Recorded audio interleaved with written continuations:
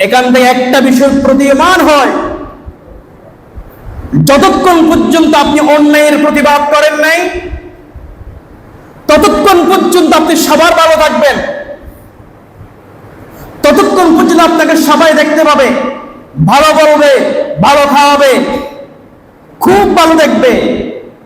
যখন আপনি অন্যায়ের প্রতিবাদ শুরু করে দেবেন, অন্যায়ের প্রতিবাদ করার সাথে সাথে ইতিপূর্বে যারা আপনাকে ভালো বলছিল তারাই আবার আপনাকে বিভিন্ন গালিগালাজ শুরু করে দেবে।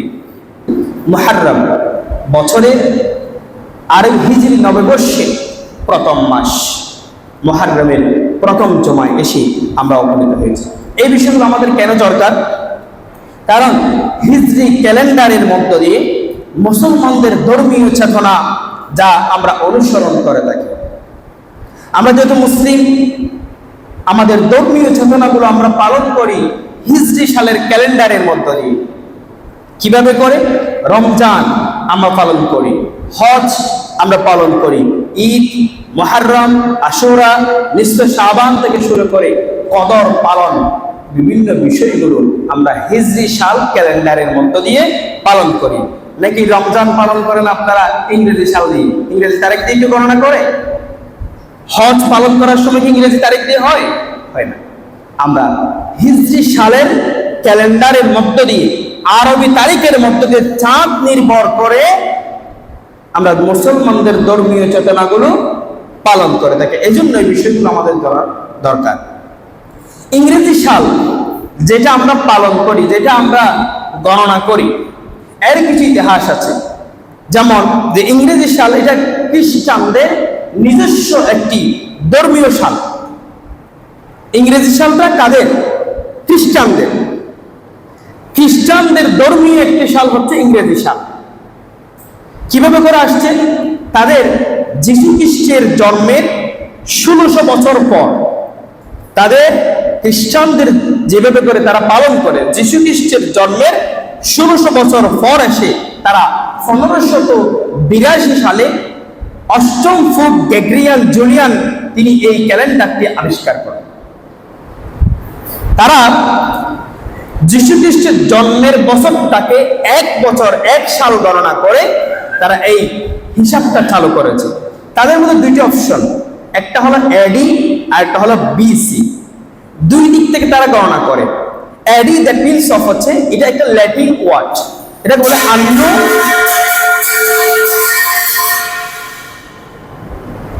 এডি সেটা হচ্ছে আন্নো ডোমিনি। আন্নো ডোমিনি এটা ল্যাটিন ওয়ার্ড, ইংরেজিতে এটা বলে the year our lord. The year our lord, তারা বলে আমাদের প্রভুর জন্মের সাল। দেখেন কথাটা খুব ভালো করে খেয়াল করতে হবে। আমরা যে আজকের ইংরেজি তারিখ গণনা করি, তারা এটাকে নিজেদের ধর্মীয় সাল বলে চালায় খ্রিস্টানরা। এবং তারা সেখানে কি আছে যেটা আমরা বুঝি না, আমরা তো স্বাভাবিকভাবে শুধু গণনা করে থাকি। তারা বলে আন্নো ডোমিনি, দ্যাট মিনস অফ হচ্ছে ইংরেজিতে এটাকে বলে দ্য ইয়ার আওয়ার লর্ড, আমাদের প্রভুর জন্মের বছর। এই হিসাব করে তারা 1, 2, 3 এভাবে করে চালিয়ে আসছে। আরেকটা হচ্ছে এটাকে আমরা যেটা খ্রিস্টাব্দ বলে, খ্রিস্ট যুগ অব্দ, খ্রিস্টাব্দ। আবার আরেকটা হিসেবে তারা গণনা করে, সেটা হচ্ছে BC. BC that means of before Christ, অর্থাৎ যীশু খ্রিস্টের জন্মের পূর্ব। তারা এই দুই পদ্ধতিতে এই সালগুলোকে গণনা করে থাকে। মূলত যে বিষয়টা সাল গণনার ক্ষেত্রে তারা মনে করে এটা আমাদের প্রভুর বছর। তাহলে আমরা যদি ইংরেজি সালটা আমরা গণনা করি, কিন্তু এটা আমাদের প্রভুর বছর বা তাদের মতো করে আমরা শিরকিয়ত ও কারণ শিরকিয়ত ও ইল্লত আমরা সেখানে কি করি না, বর্ণনা করি না। এবার আসুন হিজরি সাল। হিজরি সালেরও প্রবর্তনের একটি ইতিহাস আছে। আরবি সাল যেটা আমরা বলি, হিজরি নববর্ষ, হিজরি সাল যেটা বলি, এই হিজরি সাল গণনারও একটা ইতিহাস আছে। এই ইতিহাসটা জানা আমাদের অত্যাধিক গুরুত্বপূর্ণ। আমরা এই বিষয়গুলো না জানার কারণে আমরা এই বিষয়গুলো পালন করতে পারছি না। হযরত ওমর রাদিয়াল্লাহু তাআলা আনহুর আমলে মূলত হিজরি সালের প্রবর্তন করা হয়। আমরা যেই হিজরি সাল গণনা করছি, হিজরি সালটা গণনা করা হয় কখন? হযরতে উমর রাদিয়াল্লাহু তাআলা আনহুর শাসন আমলে হিজরি সালের প্রবর্তন করা হয়। এটা প্রবর্তন করার প্রতি একজন প্রখ্যাত সাহাবা যিনি পরামর্শ দিয়েছিলেন তিনি হযরত আবু মুসা আল আশআরী রাদিয়াল্লাহু তাআলা। আবু মুসা আল আশআরী রাদিয়াল্লাহু তিনি বলছেন যে মুসলমানদের যে বিভিন্ন চিঠিপত্রগুলো নথিপত্র প্রেরণ করা হয় এখানে তারিখ লেখা দরকার। এখন আমরা তারিখগুলো লিখতে পারছি না, এই জন্য হযরত ওমর রাদিয়াল্লাহু তাআলার কাছে একটি পরামর্শ নথি দিয়েছিলেন যে আমরা একটা সাল গণনা করলে ভালো হয়। ওই পরামর্শের ভিত্তি থেকে মূলত এই হিজরি সালের প্রবর্তনের ইতিহাসটা মূলত আস্তে করে শুরু হচ্ছে। এখন এই হিজরি সাল প্রবর্তন করার ব্যাপারে একটা বৈঠক বসল। বৈঠকের ভিতরে চারটি পরামর্শ আসলো। চারটি পরামর্শ, কেউ কেউ একদল বলছেন রাসূল সাল্লাল্লাহু আলাইহি ওয়াসাল্লামের জন্ম থেকে হিসাব করে হিজরি সালের প্রবর্তন করা হবে। আরেক দল বলছেন রাসূল সাল্লাল্লাহু আলাইহি ওয়াসাল্লাম নবুয়ত যখন পেয়েছেন নবুয়ত হওয়ার সময় থেকে হিজরি সালের প্রবর্তন করা হবে। আরেক দল বলছেন রাসূল সাল্লাল্লাহু আলাইহি ওয়াসাল্লাম যখনই হিজরত করেছেন মক্কা থেকে মদিনায় যখন হিজরত করেছেন হিজরতের সালটাকে গণনা করে হিজরি সালের প্রবর্তন করা হোক। আরেক দল বলছেন রাসূল সাল্লাল্লাহু আলাইহি ওয়াসাল্লাম যেদিন পৃথিবীর জমিন থেকে চলে গিয়েছিলেন ওয়াফাত হয়েছেন সেই দিন থেকে হিজরি সালের প্রবর্তনের গণনার ইতিহাস করা হোক। সেখান থেকে হযরত আলী রাদিয়াল্লাহু তাআলা তিনি জোর পরামর্শ দিয়েছিলেন যে রাসূল সাল্লাল্লাহু আলাইহি ওয়াসাল্লাম যেই দিন মক্কা থেকে মদিনায় হিজরত করেছেন এই হিজরতের সময়টাকে ধরে হিজরি সালের প্রবর্তন বা আরবি সালের প্রবর্তন করা হোক। আসেন এই যে মুহররমার যে ইতিহাস হিজরি সালের শুরুর ইতিহাস আমরা আস্তে আস্তে করে সেই বিষয়গুলো জানার চেষ্টা করি। কারণ হযরত ওমর রাদিয়াল্লাহু তাআলা আনহু আলী রাদিয়াল্লাহু তাআলা আনহুর সেই চূড়ান্ত জোর দাবিটা গ্রহণ করেছিলেন। কেন করেছিলেন? হযরত ওমর রাদিয়াল্লাহু তাআলা তিনি হচ্ছেন ওমর ফারুক, সত্য এবং মিথ্যার পার্থক্যকারী ছিলেন হযরত ওমর ফারুক রাদিয়াল্লাহু তাআলা।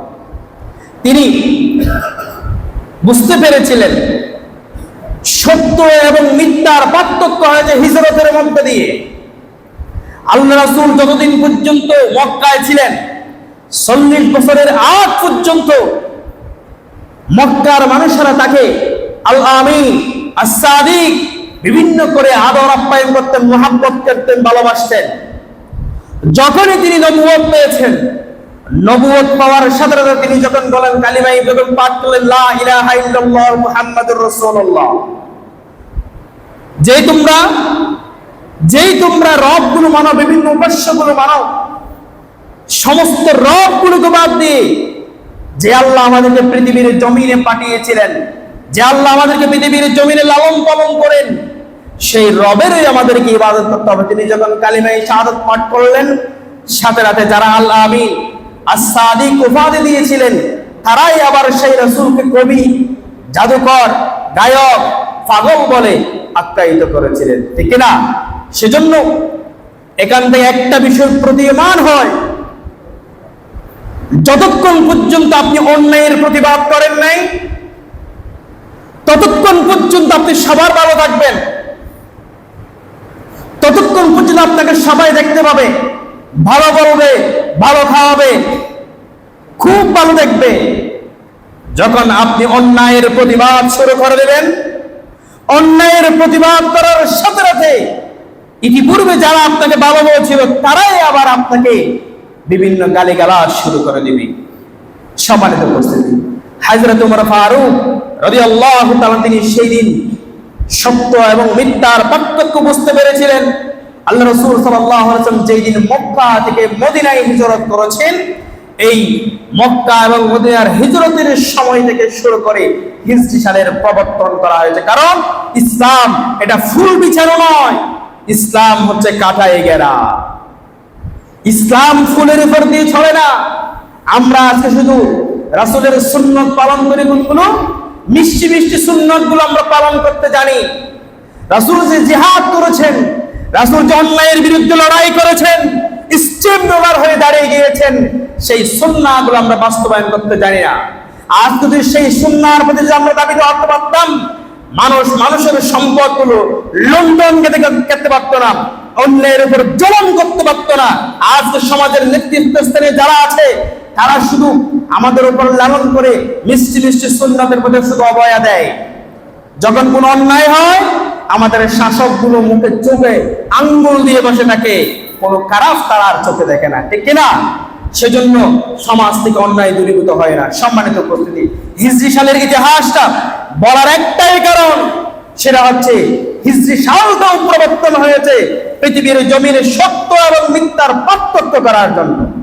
সম্মানিত উপস্থিতি, আসুন আমরা দুইটি ইতিহাস, এক হচ্ছে ইংরেজি সালের প্রবর্তনের ইতিহাস, আর একটা হলো হিজরি সালের প্রবর্তনের চমৎকার একটি ইতিহাস আমরা জানার চেষ্টা করেছি। যদি আমরা বিষয়গুলো জেনে থাকি তাহলে আমাদের জীবনে অনেক কাজ দিবে। আসুন এখন আমরা যে মুহররমের কথাটা এত সূচনা করলাম, মুহররমের যে 5টি বিশেষত্ব আছে আমরা সেই 5টি বিশেষত্ব জানার চেষ্টা করব। নাম্বার 1, মুহররম মাসের বিশেষত্বর ভিতরে 1 নাম্বার হচ্ছে এই মাসকে আল্লাহ তাআলা সম্মানিত করেছেন। বলেন কে করেছেন সম্মানিত? আল্লাহ তাআলা সম্মানিত করেছেন। মাসকে সম্মানিত করেছেন স্বয়ং আল্লাহ তাআলা। অথচ আজকে আমরা জানুয়ারি, ফেব্রুয়ারি, বৈশাখ, জ্যৈষ্ঠ সব জানি, মুহররমের ইতিহাস, আরবি সালের গণনা, সেই বিষয়গুলো আমরা জানি না। হয়তো আমাদের কয়েকজন মুরব্বী জানতে পারেন, কারণ এক সময় মুরব্বীরা বাংলা সাল এবং আরবি সাল দিয়ে গণনা করতো, ঠিক কিনা? অনেক সময় আমাদের মুরব্বীরা পুরাতন সময়ে তারা আরবি মাসের গণনা করত এবং বাংলা সালে গণনাগুলো করত। কিন্তু লেটেস্টেড যে ভার্সন, এই লেটেস্টেড ভার্সনের মধ্যে আফটার জেনারেশন তারা আরবিকে টোটালি ভুলে গিয়েছে, ইংরেজিকে প্রাধান্য দিয়েছে এবং ইংরেজিকে প্রাধান্য দিয়ে আবার বাংলাকে সাথে রেখেছে। তো আমাদের সব বিষয়গুলো দরকার, কারণ দুনিয়াবি ইলম আমরা যদি সবকিছু জানি আমাদের রবকে খুঁজে পাবো, আমার আল্লাহকে খুঁজে পাবো, সেজন্য আমাদের সেই বিষয়গুলো জানা দরকার। তাহলে 1 নাম্বার হচ্ছে এই মুহররমের বিশেষত্বের ভিতরে আল্লাহ তাআলা নিজেই এই মাসটাকে সম্মানিত করেছেন। আসমান এবং জমিন যেই দিন সৃষ্টি করেছেন আল্লাহ তাআলা নিজেই 12টি মাসকে সৃষ্টি করেছেন। সুবহানাল্লাহ, সুবহানাল্লাহ বলা যাবে না? আপনারা তো মনে করছেন মনে হয় জানুয়ারি, ফেব্রুয়ারি মাস থেকে এগুলা বিজ্ঞানীরা সৃষ্টি করেছে। না, কোরআনের দলিল হচ্ছে 12টি মাস সৃষ্টি করেছেন স্বয়ং আল্লাহ। কে সৃষ্টি করেছেন? অথচ আল্লাহ সৃষ্টি করেছেন মাসগুলো, আর আমরা জাতি হিসেবে সে আরবিটা ভুলে গিয়েছি, মাস সম্পর্কে ইতিহাস ভুলে গিয়েছি, অন্যান্য সালগুলো নিয়ে আমরা পড়ে আছি। আল্লাহ তাআলা নিজেই বলছেন, কোরআনুল কারীম থেকে দলিল দেন, আল্লাহ তাআলা তো নিজেই যেই দিন আকাশ এবং জমিন সৃষ্টি করেছেন সেই দিনেই 12টি মাস সৃষ্টি করেছেন। কোরআনুল কারীমের 9 নম্বর সূরা সূরাতুত তাওবার ভিতরে আল্লাহ সুবহানাহু ওয়া তাআলা সেই দলিলটা দিয়েছেন, ইন্না ইদ্দাতাশ শুহুরি ইনদাল্লাহি 12 শাহরান ফি কিতাবিল্লাহ ইয়াওমা খালাকাস সামাওয়াতি ওয়াল আরদা মিনহা আরবাআতুন হুরুম। আল্লাহ পাক রব্বুল আলামিন নিজে জানেন, ও বান্দারা শুনো, তোমরা আজকে মনে করেছো আজকে যে সালগুলো তোমরা গণনা করো, মাসগুলো গণনা করো, এগুলো তোমরা মনে করেছো নিজে নিজে সৃষ্টি হয়েছে এবং তোমাদের ধারণা মতো করে কতগুলো মাস তোমরা আজকে বানিয়ে ফেলছো। অথচ ইন্না ইদ্দাতাশ শুহুরি ইনদাল্লাহ, এই মাসগুলো মূলত আল্লাহ তাআলা সৃষ্টি করেছেন 12 শাহরান, এবং পুরো একটি বছরকে পরিচালনা করার জন্য আল্লাহ তাআলা তোমাদেরকে 12টি মাস তোমাদের জন্য দিয়েছেন। বলে সুবহানাল্লাহ। এবার দেখছেন কি সুন্দর কথা, আমরা সাল মাস এগুলো নিয়ে গণনা করি, এগুলো যে আল্লাহ দিয়েছেন সেই কথাটা আমরা ভুলে গিয়েছি। আজকে জাতি হিসেবে অন্যান্য জাতিরা নিজেকে প্রাউডফুল কি করে, তারা বলে আমরা তো এই যে সাল, জানুয়ারি, ফেব্রুয়ারি, বৈশাখ, জ্যৈষ্ঠ, সম্রাট আকবর তিনি বাংলা সালের প্রবর্তন করেছিলেন, প্রবর্তনের মধ্যে বিশাল দাবি করেছে, আমরা মাসের গণনাগুলো ইতিহাসগুলো আমরা করেছি, অথচ আল্লাহ তাআলা নিজে বলছেন তোমরা এগুলো কোথায় পাইছো? পৃথিবীর আসমান এবং জমিন যেদিন আমি সৃষ্টি করেছি সেই দিনে তো আমি তোমাদের জন্য 12টি মাসের গণনা শুরু করে দিয়েছি। আল্লাহ তাআলা জন্য বলছেন ইসনা আশারা শাহরান ফি কিতাবিল্লাহ ইয়াওমা খালাকাস সামাওয়াতি ওয়াল আরদা মিনহা।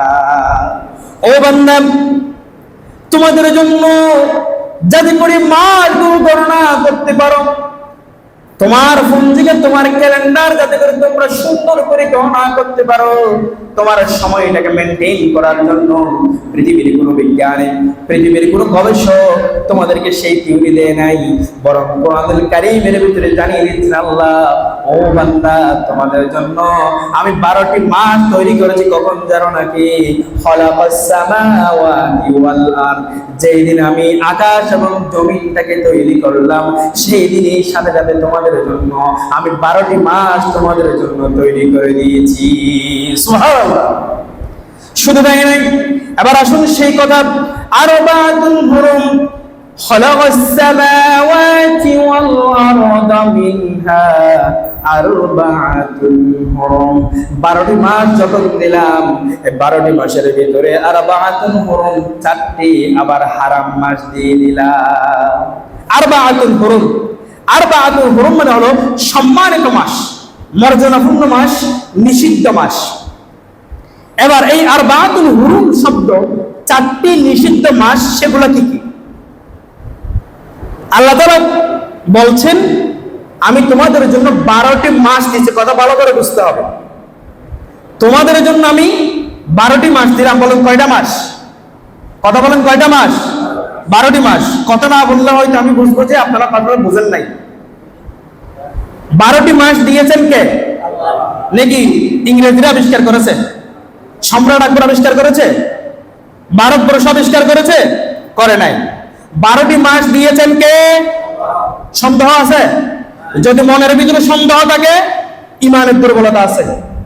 আল্লাহ তাআলা বলছেন ইন্না ইদ্দাতাশ শুহুরি ইনদাল্লাহি 12 শাহরান। মনে করো না এই মাসগুলো অন্য কেউ আবিষ্কার করেছে। খালাকাস সামাওয়াতি ওয়াল আরদ, গভীর মনোযোগ দিয়ে, দৃঢ় বিশ্বাস নিয়ে, আত্মবিশ্বাস নিয়ে মনে করতে হবে আমি তোমাদের জন্য 12টি মাস সৃষ্টি করেছি। শুধু তাই নয়, আরবাতুল হুরুম, আমি এই 12টি মাসের ভিতরে আবার 4টি মাসকে সম্মানিত করেছি। এখন আসুন সেই 4টি মাস কি? এই 4টি মাসের গবেষণা যদি, দলিল যদি পেতে চান, কোরআনুল কারীম থেকে আবার ব্যাখ্যামূলক এসেছে হাদিস। আল্লাহ রাসূল সাল্লাল্লাহু আলাইহি ওয়াসাল্লাম বাণী থেকে আমরা 4টি মাস খুঁজে বের করব। বুখারীর ভিতরে 4662 নম্বর হাদিস, আবার আপনারা বলে দেখেন এই 4টি মাস কি কি।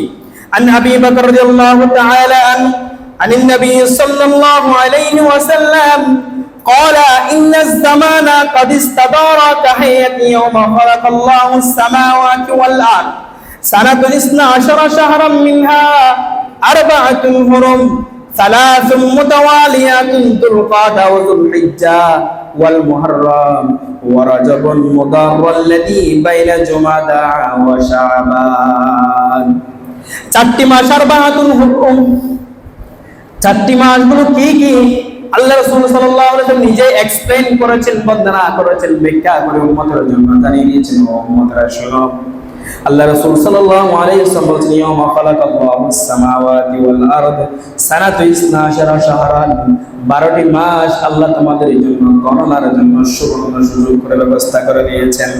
মিনহা আরবাতুল হুরুম, ওই 12টি মাসের ভিতরে আবার 4টি মাস হলো সম্মানিত মাস, মর্যাদাপূর্ণ মাস, তোমাদের জন্য সম্মানিত করেছেন। আর সালাসুম মুতাওয়ালিয়া, এই 4টি মাসের ভিতরে 3টি মাস হলো মুতাওয়ালিয়া, একটার সাথে আরেকটা লাগানো। সেগুলো কি কি? যুলকাদা, যুলকাদ, ওয়া যুলহিজ্জা, যুলহিজ, ওয়াল মুহররম। এই যে মুহররম, যুলকাদ, যুলহিজ্জা, মুহররম, সালাসুম মুতাওয়ালিয়া, 3টি মাস হলো লাগাতার মাস, যুলকাদ, যুলহিজ্জা, মুহররম। এগুলো ভালো করে বলার চেষ্টা করছে, আমাদের মুসলমান পরিবারের সন্তানেরা বিষয়গুলো সম্পর্কে ধারণার অনেক দূরে আছে, এগুলো মনে রাখতে চায় না, অথচ আমাদের জানা এগুলো অত্যাবশ্যক। 3টি মাস হলো লাগাতার মাস, যুলকাদা, যুলহিজ্জা ওয়াল মুহাররম ওয়া রাজবুন মুদার আল্লাযী বাইনা জুমাদা ওয়া শাবান। রজব মাস একটা, সেটা হলো জুমাদা এবং শাবানের মধ্যবর্তী একটা মাস, সেটা হলো কি মাস? রজব মাস। তাহলে সম্মানিত মাস কয়টা? কথা বলেন কয়টা? 4টা। মুখস্থ হয়ে গেছে আমাদের, অনেকের মেমোরিতে আছে, আমাদের মুরব্বীরা এগুলো কিন্তু জানে, কিন্তু আমাদের যুবকেরা ভাই এই বিষয়গুলো সম্পর্কে অনেক দূরে আছে। এটা ইসলামিক নলেজ। আপনি ইসলামিক জ্ঞান যদি একটা মনের ভিতরে দিতে পারেন, একটা মাসালা যদি জানেন, আপনার জন্য সওয়াব আছে। আল্লাহ রাসূল সাল্লাল্লাহু আলাইহি ওয়াসাল্লাম চমৎকার এই হাদিসের ভিতরে এই 4টি মাস, হারাম মাস সম্পর্কে আমাদেরকে সুন্দর করে বর্ণনা করে জানিয়ে দিয়েছেন। এবার আসুন, তাহলে আমি শুরুতে বললাম মুহররম সম্পর্কে কয়েকটি বিশেষত্ব, 5টি বিশেষত্ব আছে। তার ভিতরে আমরা কুরআন এবং হাদিস থেকে পেলাম, একটা হলো, সেটা হলো আল্লাহ তাআলা এই মুহররম মাসকে কি করেছেন? সম্মানিত করেছেন, মর্যাদা দিয়েছেন। তাহলে এই দলিল থেকে আমরা মুহররম সম্পর্কে জানলাম। নাম্বার 2 নম্বর হচ্ছে, এই মুহররম মাসে যাবতীয় যুদ্ধ, বিগ্রহ, হানাহানি, মারামারি, অন্যায় সকল কিছু করার জন্য নিষেধ করেছেন তিনি হচ্ছে স্বয়ং আল্লাহ। কে করেছেন? আল্লাহ তাআলা নিষেধ করেছেন। এই মুহররম মাসকে আমি সম্মানিত করেছি, দেখি এই মুহররম মাসের ভিতরে তোমরা মারামারি করবা, যুদ্ধ করো, এই কাজগুলো তোমরা বন্ধ করো। কোরআনুল কারীমের 9 নম্বর সূরা, সূরাতুত তাওবা এর 36 নম্বর আয়াত আল্লাহ তাআলা সেই কথাটা বলে দিয়েছেন, ফালা তাযলিমু ফীহিন্না আনফুসাকুম। যত ধরনের জুলুম, সমস্ত জুলুমগুলো তোমাদের জন্য নিষিদ্ধ করা হয়েছে। এরপর আল্লাহ বলছেন, ইন্নামান নাসিউ জিয়াদাতু ফিল কুফরি ইউদাল্লু বিহিল্লাযীনা কাফারু ইউহিল্লুনাহু আমান ওয়া ইউহাররিমুনাহু আমান লিওয়াতিউ ইদ্দাতা মা হারামাল্লাহু ফায়ুহিল্লু মা হারামাল্লাহু যুয়্যিনা লাহুম সুউ আ'মালিহিম ওয়াল্লাহু লা ইয়াহদিল কওমাল কাফিরিন। আল্লাহু আকবার। আল্লাহ পাক রব্বুল আলামিন মুমিন বান্দার জন্য সব ডকুমেন্টগুলো কোরআনুল কারীমের ভিতরে ঢুকিয়ে দিয়েছেন। ও বান্দা, কোরআনগুলো দেখুন একটু করে।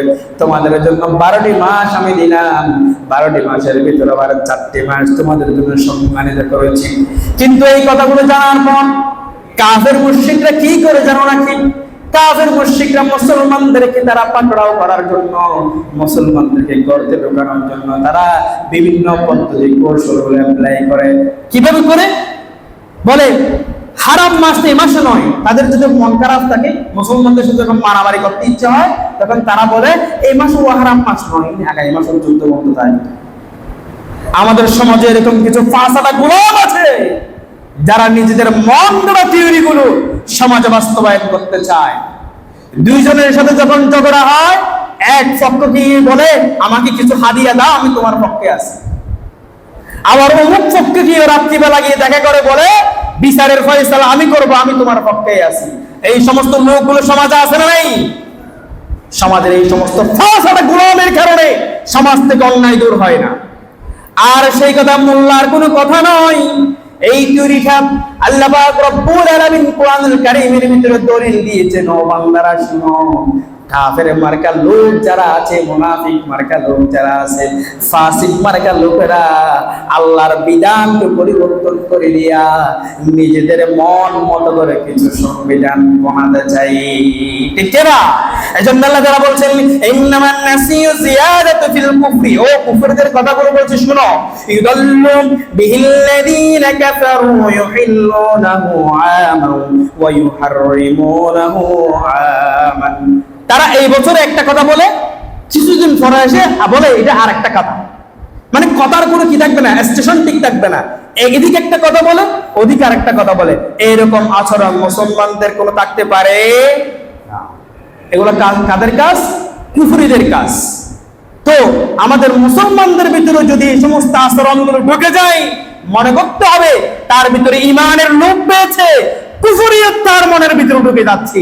এজন্য কিছুক্ষণ এদিকে কথা বলে, কিছুক্ষণ এদিকে কথা বলে। আল্লাহ আমাদেরকে হেফাজত করুক, সকলে বলে আমিন। আমরা ঈমানটাকে মজবুত করতে চাই। ঈমান যদি মজবুত থাকে, এক মুখে দুই ধরনের কথা বলা যাবে না। আল্লাহ আমাদেরকে হেফাজত করুক, জোরে বলে আমিন।